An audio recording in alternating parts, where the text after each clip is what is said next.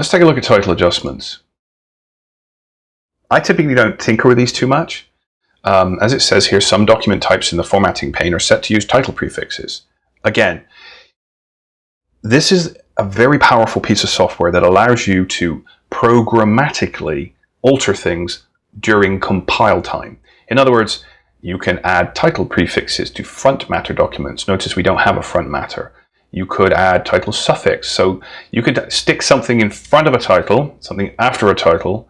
You can tinker with things to your heart's content here. Override title prefix, do not include subtitle. You know what? Leave those alone. By all means, once you've created your book and you're happy with it and you want to see what these things do, come back in and play around. But for now, we don't need to do anything just to sort of spit this book out. So I'm going to leave that alone for the time being. But that is where you can switch things on or off.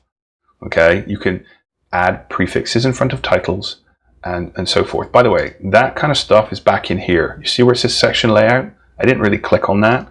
But if I did, see, there's the prefix, there's the suffix, there's the title appearance, and you can decide whether it's going to be uppercase, faked uppercase, or lowercase. And you can also tinker with the first page, okay? So you get there by altering that. See the title here? It had no prefix. If I put this here, you'll see it comes before the title. If I delete it, it goes away. And down here is where you could turn things on or off inside the front matter. Remember, the front matter is a special section of a book that comes at the front of the book. So you could turn them on and off here. This is just, again, some advanced title adjustments.